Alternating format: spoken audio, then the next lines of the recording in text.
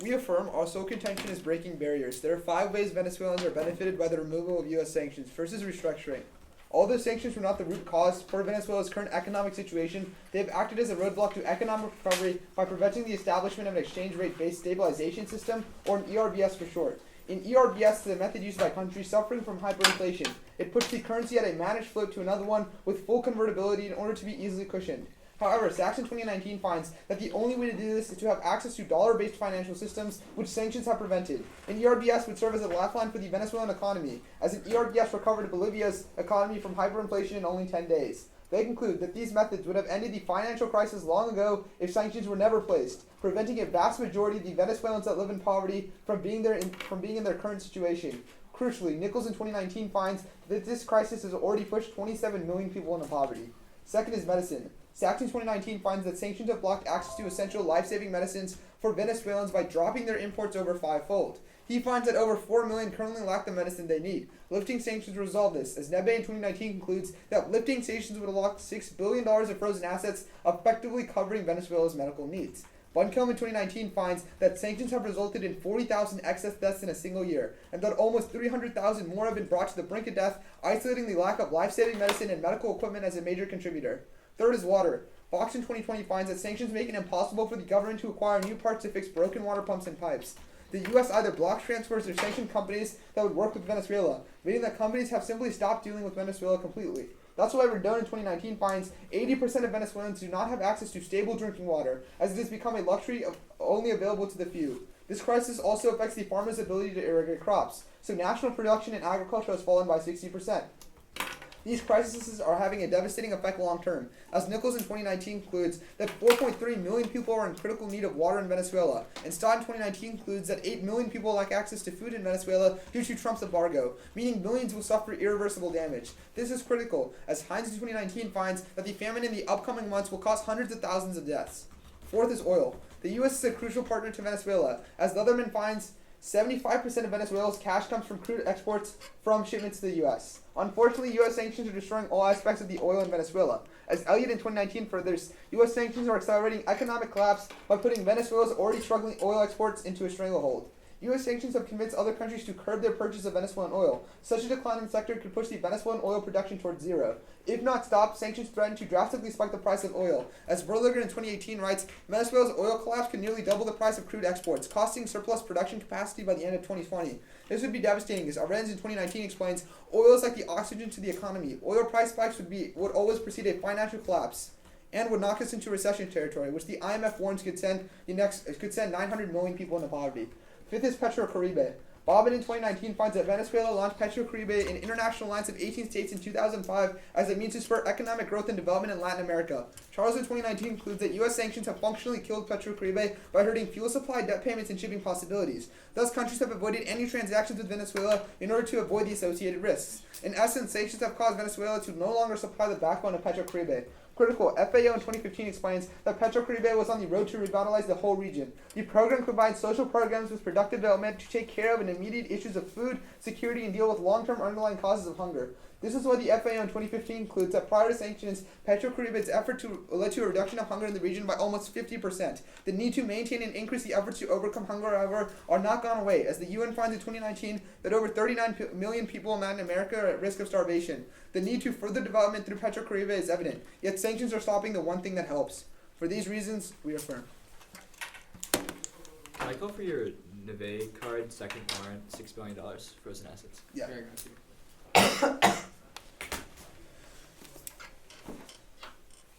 If you need to see the actual article, I gotta connect to hotspots. Okay,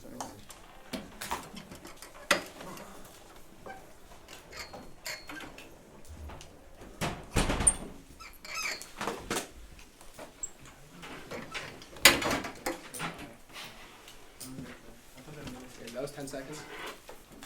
Sorry, you got 10 It's seconds. 8, 8? All right, that's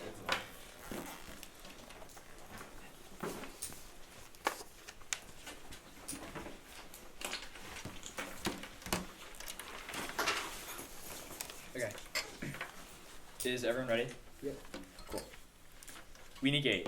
Dictator Nicolas Maduro is leading Venezuela on a path of ruin.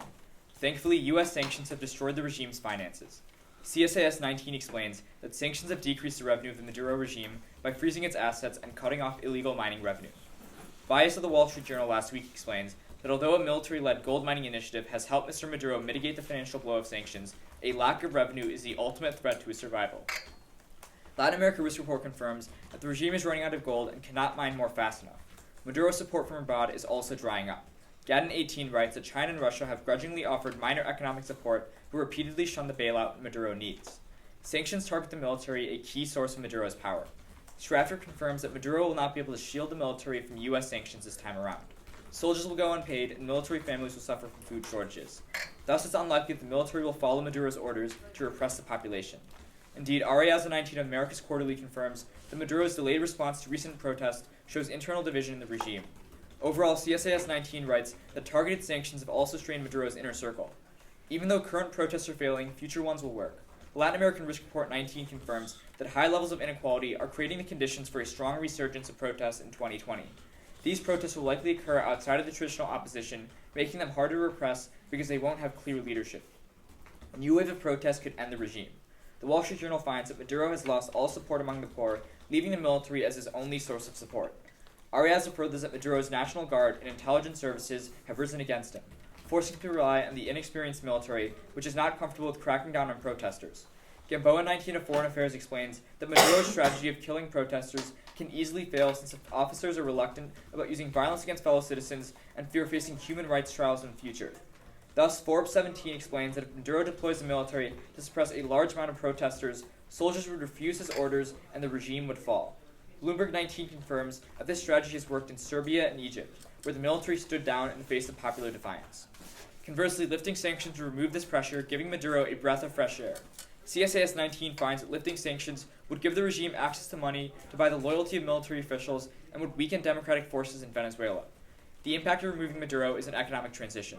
Maduro is responsible for Venezuela's crisis. Moises 16 of the Atlantic finds that the culprits of Venezuela's economic implosion has been Maduro's economic mismanagement, policies like price controls, and corruption. Raposa 19 of Forbes writes that Maduro's socialist regime is point blank the only reason why Venezuela is a mess. He finds that the economy was declining years before American sanctions. Thus, CNBC 19 concludes that a sudden Maduro departure and a transition to a reformist government would provide the best hope for kickstarting the Venezuelan economy. Pada 19 explains that because the Venezuelan people have suffered so much under socialism, they would be willing to give a lot of political capital to the new leadership to implement market-based reforms. Moody's Analytics predicts that in a scenario where Maduro is removed, sanctions would be lifted and Venezuela would be reintegrated into global financial markets, facilitating a speedy economic recovery and a return to double-digit economic growth rates that spills over to the entire region, lifting millions out of poverty. Thus we negate. Alright, can I see a piece of evidence? Can I see that, can I see that, like, there in the future, like the protests will get like stronger and shit? Which, I don't know the evidence, like foreign risk affairs or something. yeah. It's like, it's like protests get like worse or something.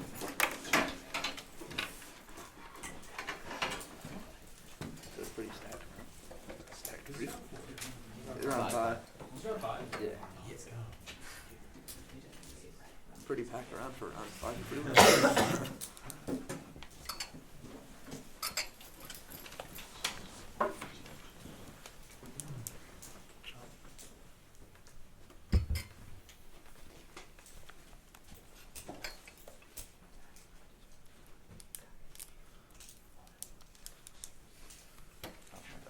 That's really like, that's the part that's blue in the middle.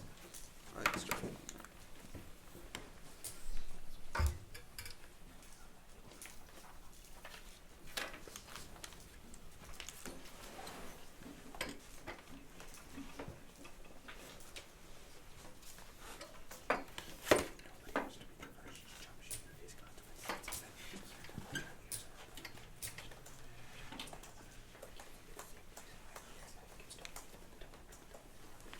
That was 24 seconds.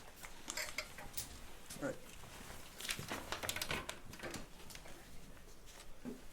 Alright, ready for question? Yeah. Alright, can I get the first question? Yeah. So what happened 10 days ago in the National Parliament? I don't know, do you know? Yeah, so Maduro with military opposition forces were able to like block out Yeah. protesters from coming in.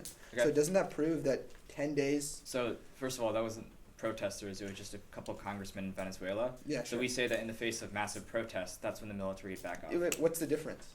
Well, like- protesters would like- oust Maduro, and legislators can't really do that. Wait. Can I ask you a question, Yeah, no, a quick follow-up, right? So if these leaders are trying to oust Maduro out from the government, like they're trying to plan forms and they claim that Guaido is Well, like no. illegal- These leaders aren't gonna like create a revolution and get Maduro Why out. not? All they're gonna do is like pass policies and stuff. Well, they don't want- necessarily. It's specifically protesters that Okay, do this. yeah, that's fine. Can I ask you a question though? Yeah, go ahead. So in your first warrant about restructuring, right? Mhm. You say that we're gonna have an exchange rate based stabilization. Yeah. Do you provide any evidence saying that Maduro is willing to do this? I mean, we can read evidence if you want us to. We don't specifically cite it in Alright, case. so why would Maduro want to do this? Yeah, for a few reasons. First, he doesn't And also, want. why didn't he do it before we had implemented sanctions? Yeah, so before sanctions, we can read evidence that inflation was 300 to 800%. After sanctions, they went to 13,000%. The reason why he's going to Wait, want to do 800% inflation is still massive. yeah, like, why so, wouldn't he have yeah, the he was incentive to do trying this, to, right? but yeah. So the reason why was because like pre-sanctions in 2014, the oil sector hit a major shock. So because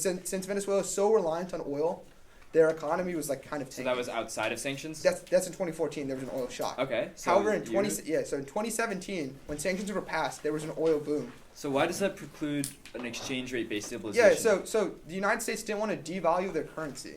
Like, there's no reason for them to Wait, just. that's not what an exchange rate based stabilization No, is. but You're they just did. pegging Yeah, their currency yeah. against the dollar, for the instance. United States So did it's not want like to. Yeah, so the United States did not want to peg the dollar to the bolivar because inflation was already so high.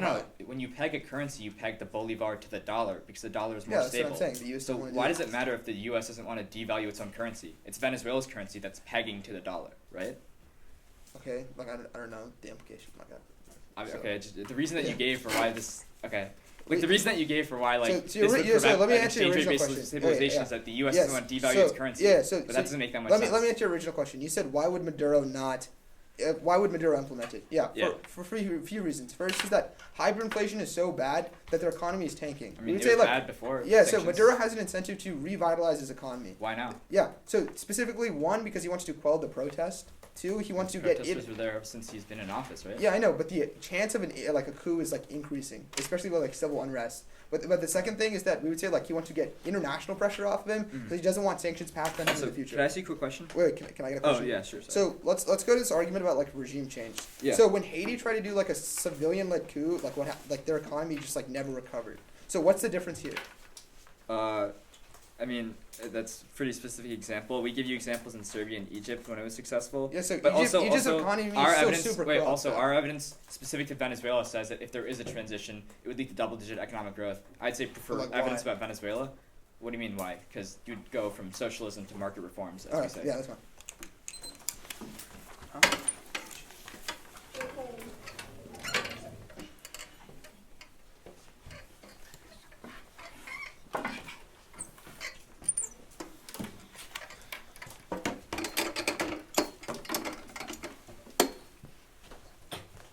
All good. All good. Yeah. Was on you good?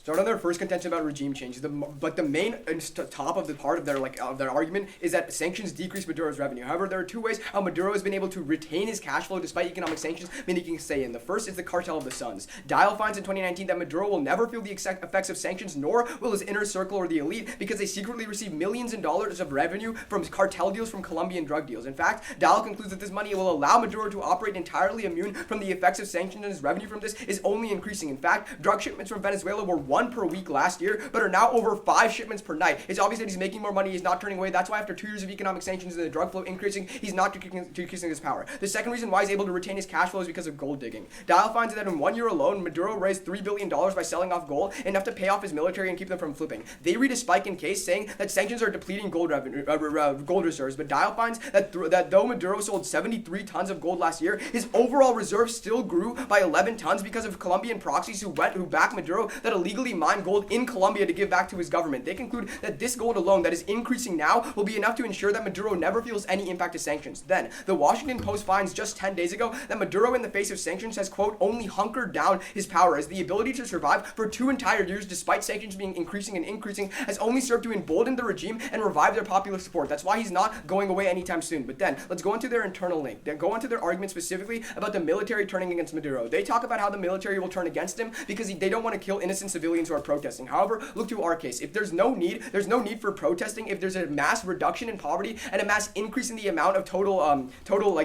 medicine and water in the region, if there's less dissent against Maduro because there's less problems in Venezuela, there's a less chance of a protest, meaning that the military never has a chance to even think about killing the protesters, which means that there's no dissent. Additionally, we looked at their evidence. Their evidence talking about this military leaders killing protesters specifically cites in quotations that the military leaders do not want to be the first to turn against Maduro. That means that their own evidence goes against them, that they're not going to be turning against him because they don't want to be the first to do so and be outed. That's why people don't want to be that's why Republicans in Congress right now don't want to call out Trump because they don't want to be made fun of by the rest of the Republicans.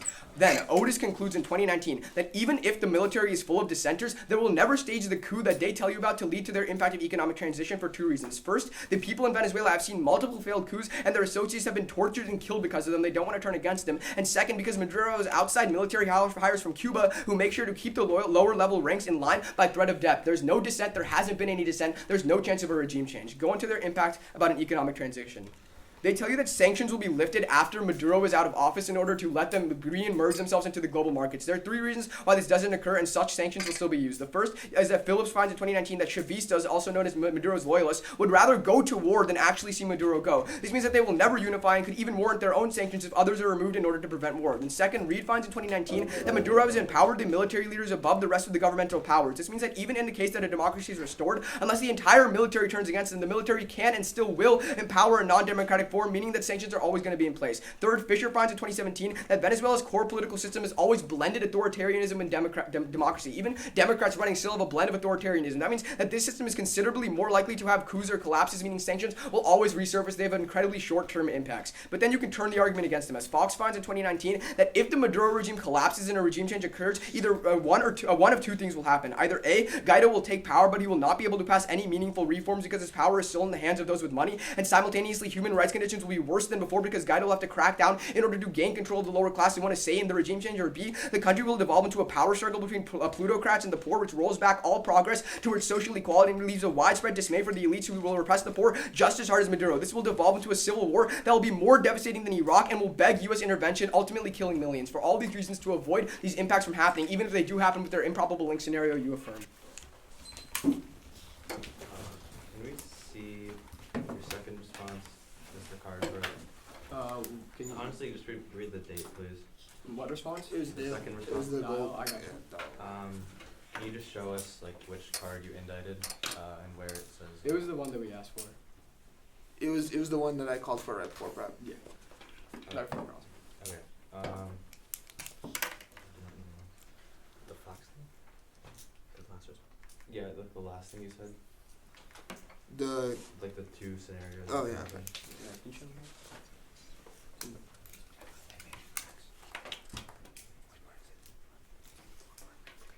We'll just run stuff while they're going out.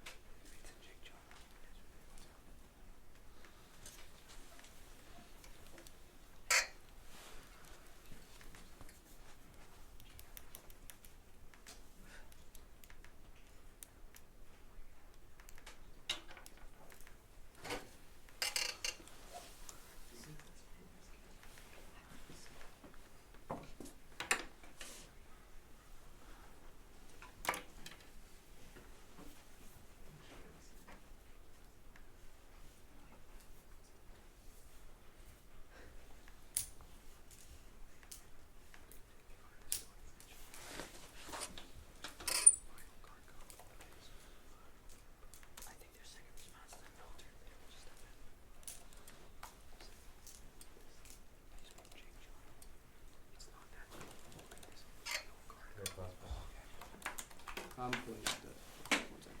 It's on Washington Post, so I have to go and copy it up. Alright, it was May 12th, the dial evidence, the gold one. Okay, sure. And then can I just have the like the last card you said in there, but that was well. Yeah. I don't know.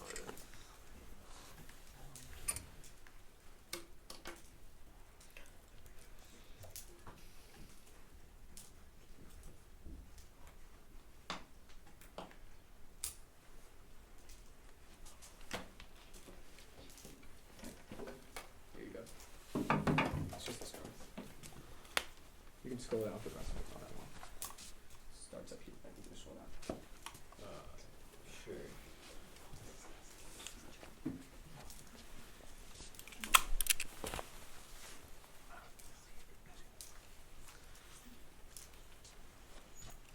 Wait, where does it talk about the Guaido thing you talked about? What kind of thing? If Guaido gets in power, he can't do anything. No, you got nothing. There you go. So oppress the people or something?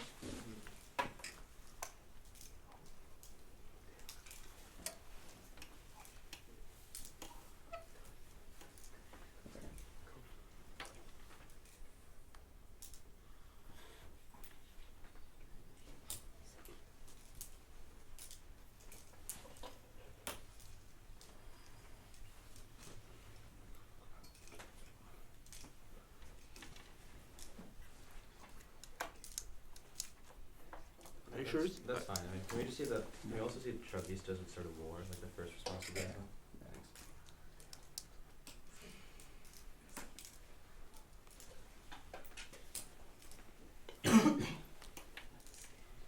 Wait. I can also. I think it's hyperlinked in the back. Yeah, I just prepared for it. Yeah. I just need a hotspot real quick, sorry. You can connect to the internet. Alright, so the argument wasn't that they start a war, it's that like they're like Just. they're we like just take not the time. interested in like giving anything to USS, they're like not gonna unify. I think the top part. Just wait. Which This card? part? So it says that like they need to find ways to do this. Like, that's not that important. That's like you gotta do that, and then this is like the thing that they like do not want to go with the Sounds US. like fun. This is like part of the You argument. can Like it's not like that's not the way we ask for it. Okay. And is that it? Alpha? Yeah, that's all we call it for. Now we'll just run prep. Yeah.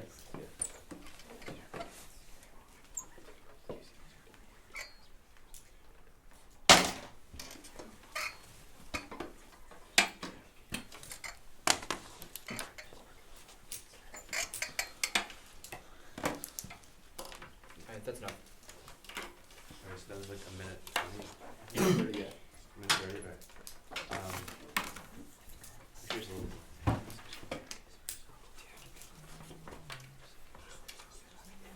Okay, I'm gonna do their case and then our case. Everyone good? Yeah. Okay. Okay.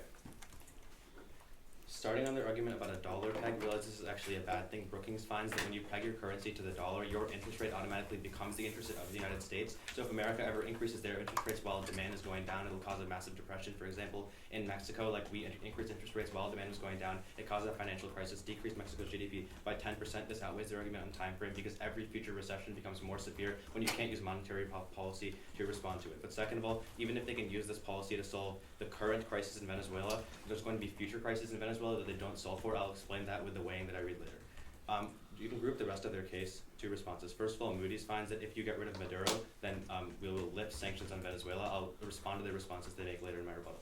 The second piece of weighing is that the root cause of all of the harms in the rest of their case is a lack of diversification in the Venezuelan economy. Towson finds that 95% of Venezuela's economy is dependent on oil, and in the future they're going to see more oil-related crises for two reasons. First of all, Reuters finds that the world is shifting away from oil, and oil demand will peak in the next 3 years. But second of all, The Guardian finds that Venezuela specifically makes heavy crude oil, which is very expensive to extract. So the only way they can make their oil profitably is by taking on tons and tons of debt. So their oil industry is structurally set up to see tons and tons of oil crises in the future. The reason why the economy economy is not diversified is according to Martino in 2018, who explains that socialist policies like price controls and nationalization decrease agricultural production by 75%. So if you get rid of Maduro and implement Guaido, who does market reforms, this increases agricultural production. And Nitzberg finds that this would make every single future recession less severe, because if the economy is more diversified and they have domestic food production, the people won't starve.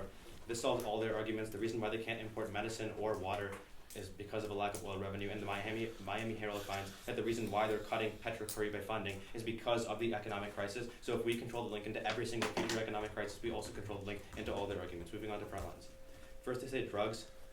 According to The Guardian, so their evidence is about like airplane shipping of drugs. According to The Guardian, this is less than 3% of all drug of all the drug trade, so it's a very small amount of money. And the evidence also finds that sanctions have decreased boats shipping of cocaine, which is a much larger chunk.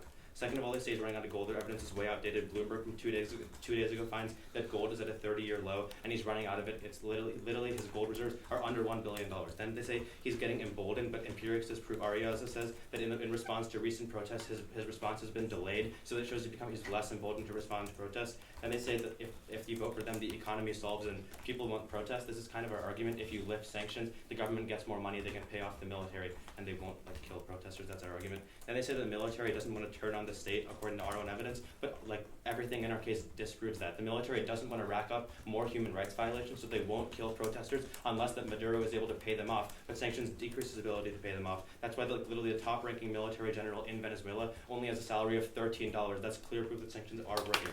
Then they say that the coup in the past failed. One, this is because the conceded Wall Street Journal says that in the past he was able to use gold, but now he's running out. And second of all, they concede that in 2020 there's going to be a new resurgence of protests that are not run by the opposition, but are more unorganized and decentralized, so repression is less effective against these protests. Then they say that they're going to use Cuban intelligence officials.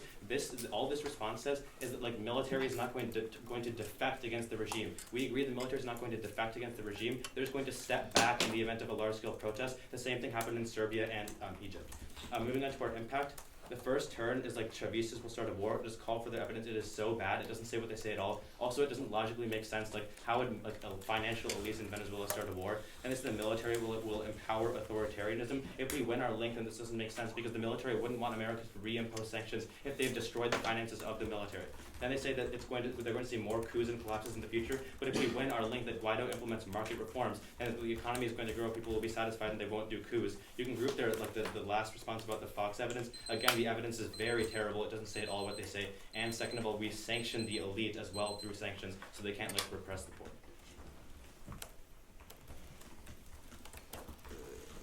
Can I see the Bloomberg evidence? Yeah. And his response is delayed. Yeah, sure. Do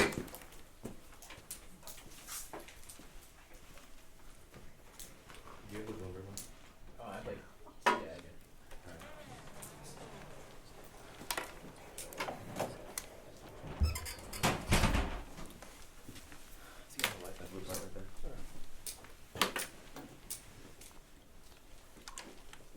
Didn't you screenshot on your phone? Yeah, I saved that on my phone today. Do you save it? From Yahoo. Yahoo published Bloomberg 7 day.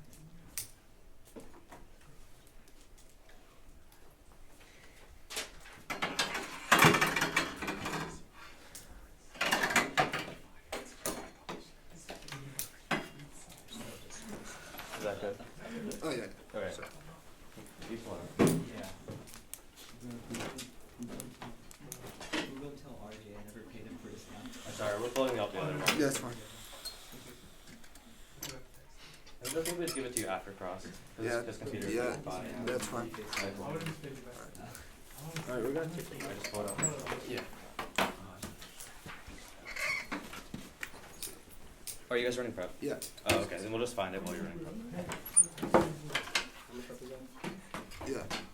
Wait, what was the first piece of evidence you read to the cartel of Sons? You said less than 3%? So I just said I know the card. You said the increased drug shipment. So Yeah. I just said it's about air, planes going out. Yeah. And I said planes are less than 3% of cocaine trafficking, and sanctions reduce boat Okay, sure. trafficking. Yeah. I don't know, coastal something. That was 50 seconds, so we had a minute and 40. Here's the gold one. It is. The Bloomberg? It's from yesterday. Here you go.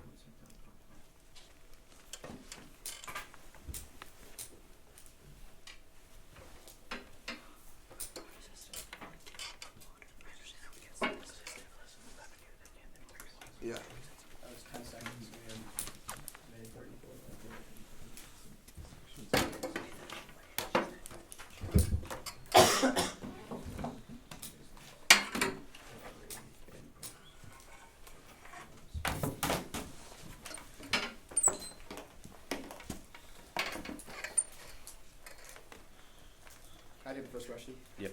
All right. So, in your rebuttal, you read this piece of evidence that, like, price controls are the root cause of the issue, and diversification is necessary, and that price controls decrease agricultural production. So not just price controls. It's The socialist policies. well, no, I said socialist policies like price controls and nationalization of the So agriculture. socialist policies cause agricultural production to come down.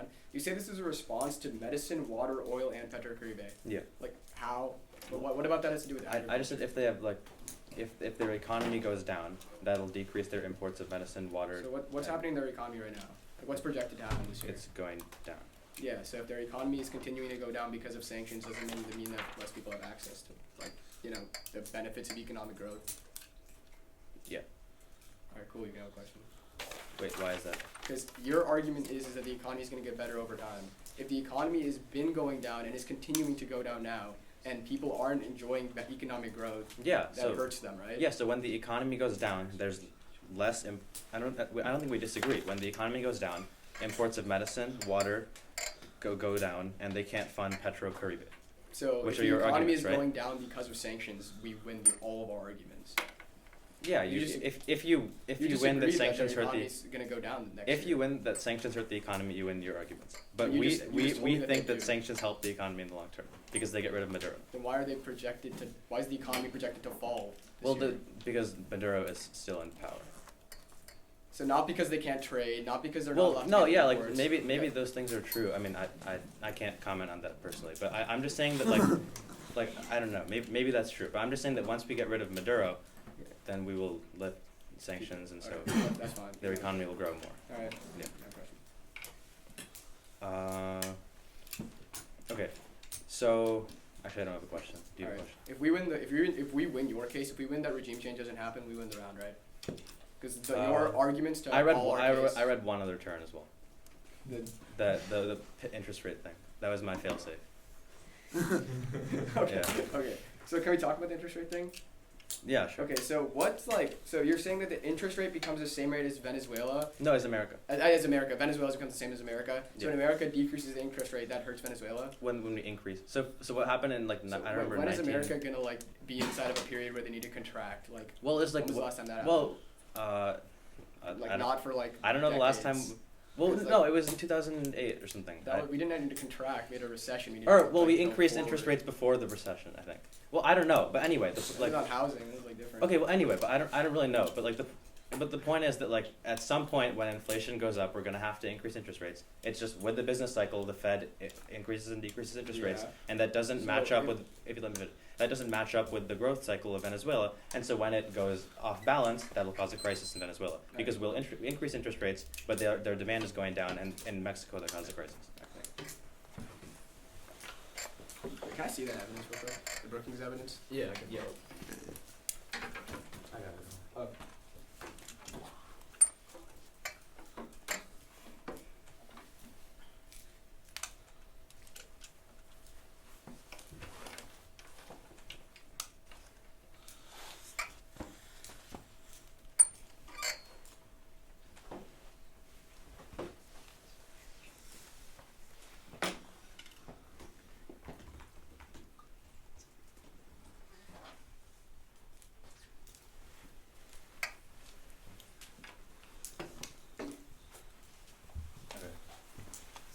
Here's the warrant, but then the Mexico example is a different card if you want. But this is the where it explains what happens and stuff. Yeah. And he gives a China example as well. Yeah, this is the China. I didn't cite that, but yeah.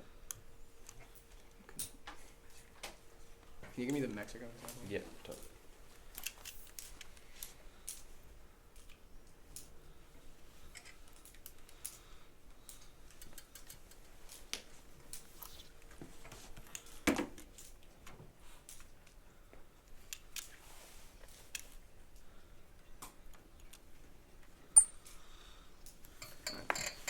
That was 24 seconds. How much do you guys have? We just used 24, so we have a minute and 10 left. Okay.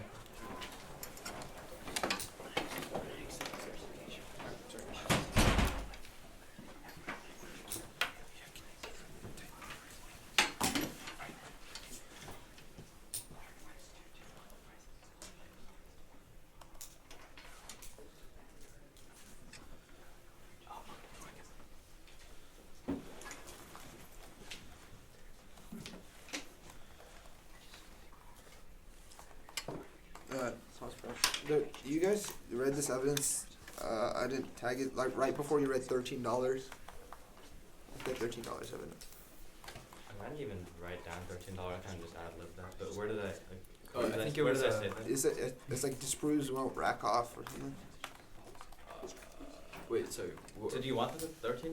No, the evidence you read right before. That they don't want human rights They violations. want human rights. Yeah, yeah. Yeah.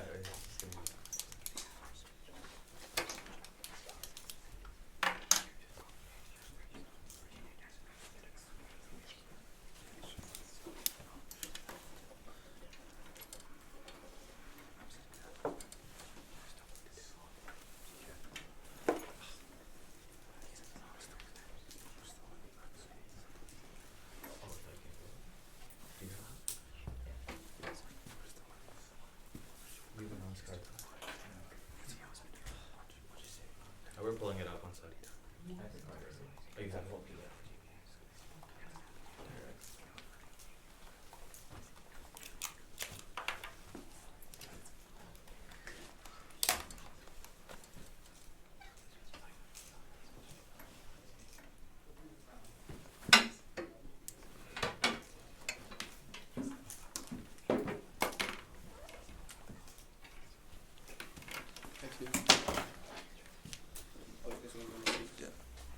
I'm sorry.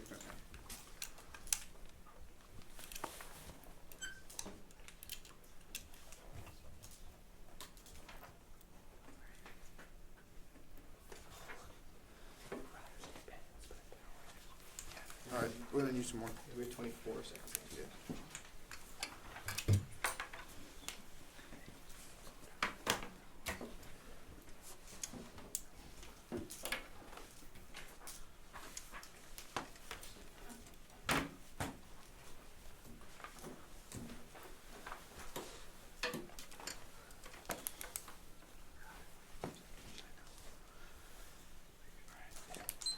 Alright, that's all we're doing. So we have like 2 seconds left.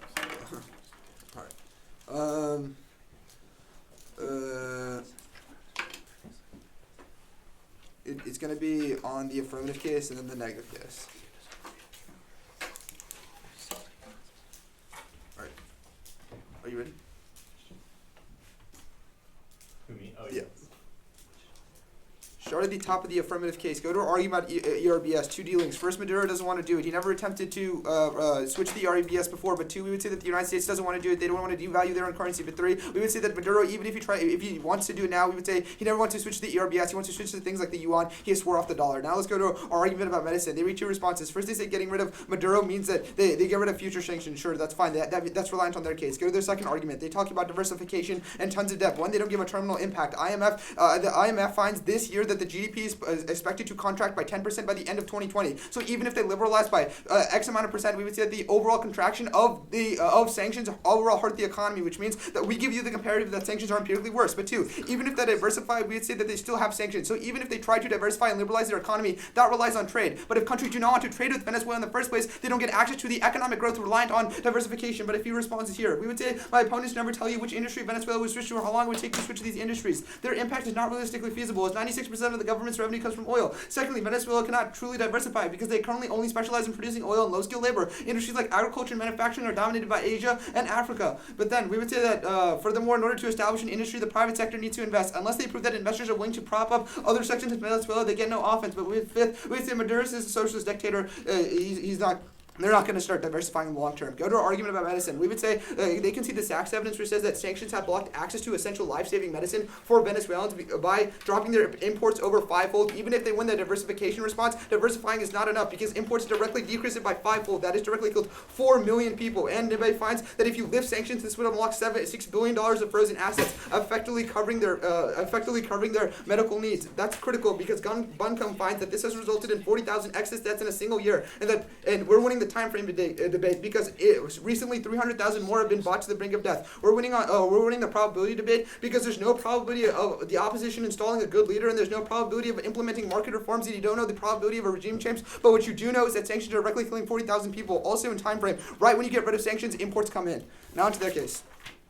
On the top argument, the cartel of sons, they reach two responses. First, it's less than 3%, but then secondly, the sanctions decrease ships. Three responses here. First, we would say that Colombia is still smuggling a lot. Even if it's less than 3%, that argument is very general. We would say that Colombia is smuggling under the border. But secondly, sanctions don't solve. They're under the radar smuggling. But three, our evidence is very explicit. It still says that he's making millions. That's why after 2 years of sanctions, nothing has happened. Go to the Washington Post evidence. They say the response is delayed. Our evidence post it. It says that after 2 years of surviving literally everything, he's emboldened. That's why he stormed into the legislature with the military. He's not going to step down. Let's go to their argument. We would say that their own evidence says that the military doesn't want to be the first to defect. We would say that's true. Their evidence also says that they would rather stay in power and penniless than go into jail. But then they can see the Otis evidence which said that people don't want to support the military coup. This actually turns their argument against them, because we would say that this has allowed Maduro to scapegoat. That's why 81% of Valens don't support U.S. sanctions right now. They support Maduro. But then secondly, we'd say they concede that Cuba has paramilitaries keeping the military in check. There's no probability of him getting out of power. It also failed in Haiti. What was the last thing you said? It failed in Haiti.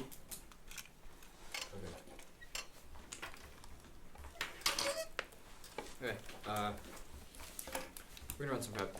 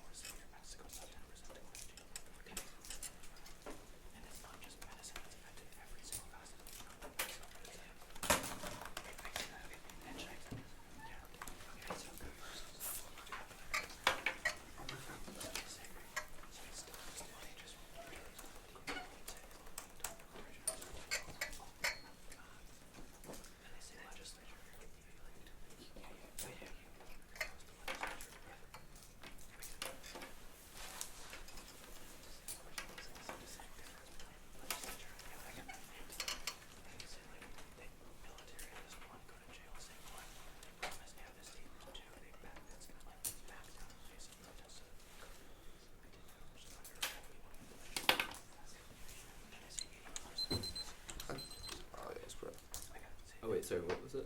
That was a minute and 22. I think we had 30. Oh yeah, that's right. Yeah.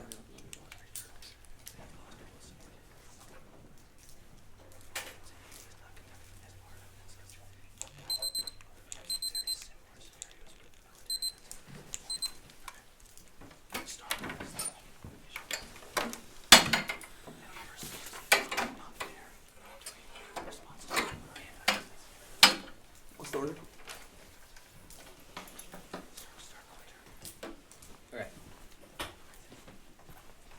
It's gonna be. Sorry, 1 second.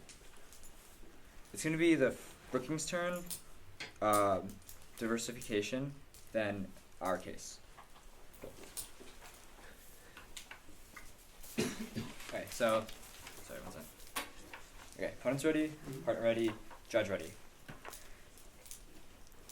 On their first subpoint, you can turn against them. The Brookings Institution explains that when you peg the currency, when you peg the bolivar to the dollar, that means that these companies don't have access to their monetary policy, which means that when the U.S. increases the interest rates in a period where demand actually decreases in these countries, that actually hurts our economy. We saw this in Mexico and China. My opponents give you 3 responses, and they're all just dealings to their own argument. But first, we'd say this is pretty abusive for them to renew dealings to their own argument. They're just severing their argument, and it's pretty abusive for them to kick out an advocacy. Let's address each of their problems anyways. You can group all the 3 responses, 3 front lines. First, Maduro tried pegging their petro to the dollar, but that actually failed. That's actually really crucial because that shows that Maduro has the incentive to peg the bolivar to the dollar, but you can't do that with sanctions. But second, Maduro also said thank God for the dollars, which is really crucial because that clearly shows that he wants to peg the bolivar to the dollar. The only thing that's preventing him from doing so is the dollar, is the sanctions per their own argument. But third, realize that they say it will shift to the yuan, but Maduro tried this and this failed. The only way they can stabilize the currency is by pegging the dollar, and that's really crucial because we get access to the turn. You weigh this turn over anything they tell you because you make every single recession recession that my opponents talk about even worse, and you make every recession in the future of Venezuela worse, which means that you can turn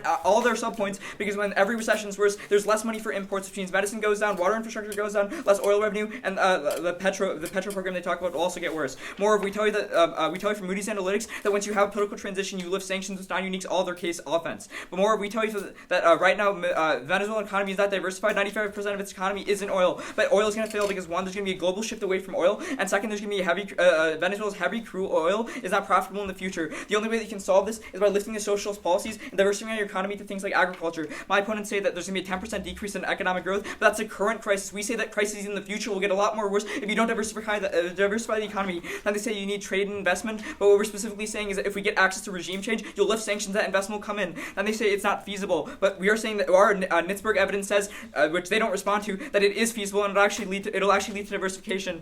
And then they also say that Maduro is socialist, but realize that we're kicking out Maduro. That's the whole point of the argument. And once again, this outweighs everything because in the long term, crises will be worse, which means all their impacts get worse.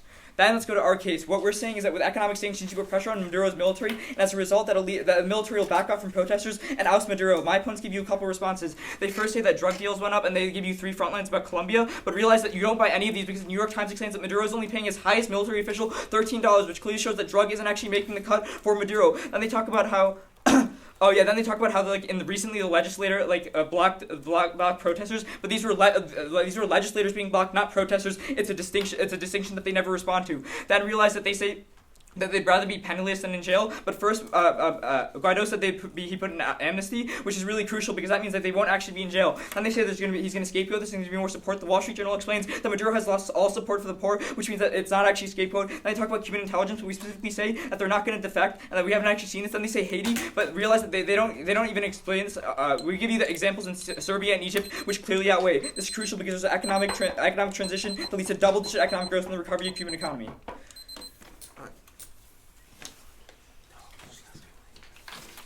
All right. Can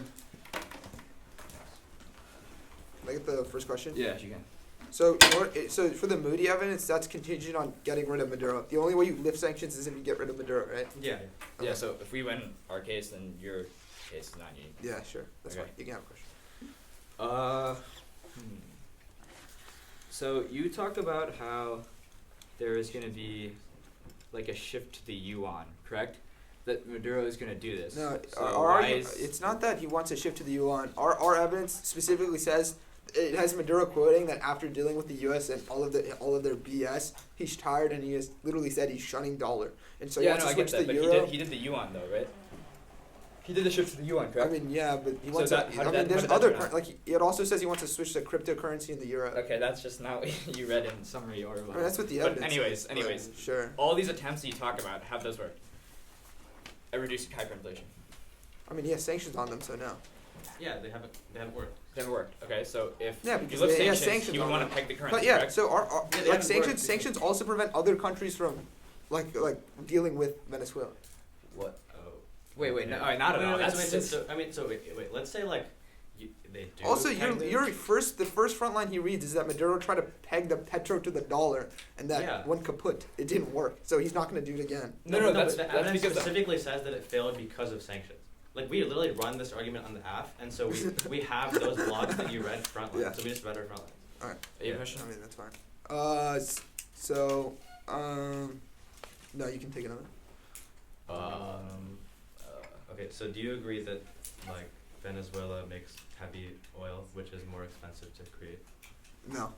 Actually, no. Okay, how's Actually, no, because Canada, so in order to filter oil in Venezuela, they have to get out of these deposits called butadiene. The problem is that Colombia actually has the cheapest deposits Wait, of but we said butadiene. this in rebuttal. Why are you reading your response? Well, I mean, you just asked the question. Wait, what is I butadiene? mean, we're trying to kill crossfire. That's Yeah, okay. educational time. Okay, we'll agree.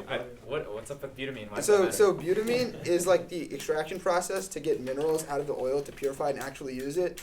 But in like other like tar sands in no, I'm not even kidding. In Canada, I know you're not. in Canada, in like other countries, like for example, the United States, once they shifted off Venezuela, started shifting most of their oil production to Canada. The problem is Canada's like oil extraction projects to rectify butadiene is like 5 times like more expensive. Okay. Overall, I'm just wondering why this response to what we're saying. Like, why is Canada and Exactly. butadiene So relevant? like countries will always go to Venezuela because it's cheaper for butadiene. But wait, but okay. I don't know what EROI is, but Venezuela has a higher I think it's something. my It's like God. the cost. It's like the Here we can cost. see it, I'm done. It's like the cost of like producing the oil. I think it's like something like that. I mean, Like, it may be theirs is expensive. higher It than- may be Also- it may be also- expensive. and- Also, Canada your argument with butadiene is post getting the oil out of the ground. Yeah, it's getting it out Because of the ground is Venezuela's harder. oil is thick, It's it's heavier. harder to yeah. They, Wait, wait, wait, they have to get what? bigger. That's what the Wait, evidence wait, says. I promise. I have no idea. Wait, what? Okay, this is so confusing. What's they're doing anything? Is that time? Yeah. Oh, okay. I'm good. Yeah. Everyone else good?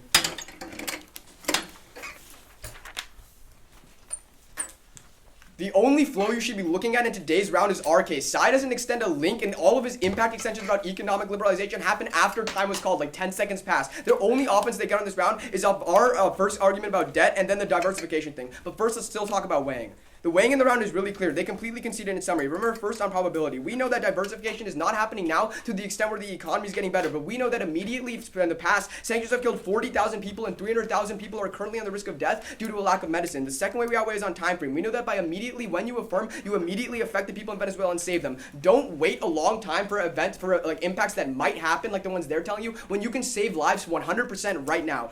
Now let's talk about their turns real quick. First, on this idea about the interest rate. First, they don't really extend an impact as to how this recession will occur or when it will occur. There's really no way to vote off of it. It's very easy to give us a time frame weighing. Second, remember that they tell you themselves that Maduro has never been interested in this interest rate thing. Like, it's never going to be happening. We didn't read new dealings. We just conceded to theirs. Now, let's talk about diversification. On the IMF evidence, remember what the IMF tells you, that the GDP is going down 10% by the end of 2020. They tell you that we're making crises and that we're making crises in the future worse. However, we tell you that having sanctions on Venezuela is a permanent crisis. We're not making crises in the future worse. We're just making the crisis last all like the entire time. That's why their economy is continuously retracting. The crisis is happening now because of sanctions. Additionally, remember that we still have, if they like diversify, we still have sanctions on Venezuela because their economy gets worse. So let's talk about our biggest piece of offense, which is on medicine.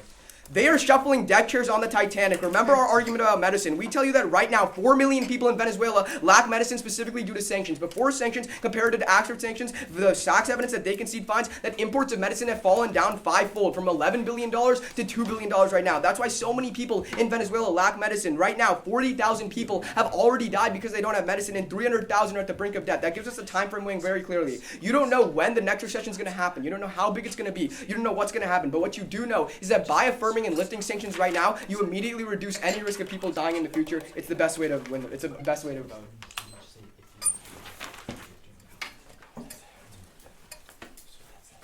You'll have no. What does it say? It says sank does not equal trade. I don't know what that means.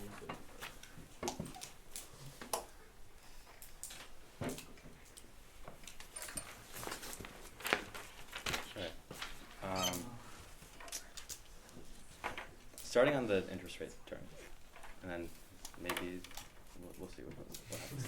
Opponents ready? Yeah. Martin ready? Yeah. And judges ready? Actually, no. Starting on the diversification, right? So diversification first. Yeah. Okay. Or just like quick one. I'm just gonna make. You'll see. Okay. Make the arguments. Yeah, I'll just explain. So on diversification, even if you don't believe the diversification argument, they concede the fact that Venezuela is bound to see oil recessions in the future. This is conceded. One, because Reuters says that the world is shifting away from oil, and since Venezuela's economy is 98% dependent on oil, their economy is going to collapse in the future. And second of all, they 100% concede The Guardian, from rebuttal, summary, and final focus, that they make the heavy oil, which is like really costly to extract, so they take on tons of debt, so their oil sector is cyclically bound to collapse. Which, so even if you don't buy diversification, this still serves as defense on their medicine argument, because in the long term, they're going to see future recessions. Which means that, yeah, so and also all of their weighing is only against regime change. They don't read any weighing against our interest rate turn. And like, I'll answer it anyway. They say they outweigh on probability. We give you the example of Mexico and China, so we do have probability. They say they outweigh on time frame, but we outweigh on time frame because every single recession in the future that happens in Venezuela becomes more severe if they can't like fluctuate their interest rate. So let's go to the interest rate turn. One, we don't read any delinks. They read new delinks in summary to this argument, and they can see the fact that this is totally unfair because then they can just make any argument and kick out of it, and so waste all of the time that I spent reading the turn and weighing it in rebuttal. And second of all, we give you multiple front lines for why Maduro wants to do this policy. One, because he tried doing it with the crypto and it didn't work because of sanctions, and second of all, because literally last month he said, thank God for the dollar. This shows that he does support the dollar, and they give you all the examples of other countries that did the exact same policy. This is all reasons why, if we lift sanctions, he will do the policy. That's important because the Brookings evidence finds that when you peg your currency to the dollar, you can't fluctuate your interest rates, which means that when America increases their interest rates, but demand is going down, your economy falls into a recession, and they say we don't give you an impact. We give you the Mexico example where their GDP fell by 10% because of the specific interest rate thing. This literally goes conceded, and we read this evidence. The reason why this outweighs and they concede is that every single recession in the future becomes exponentially more severe, and they concede that Venezuela's oil sector is cyclically bound to collapse in the future, even if you don't buy the diversification argument. They concede the fact that it's going to collapse in the future. Thank you, and vote. Okay.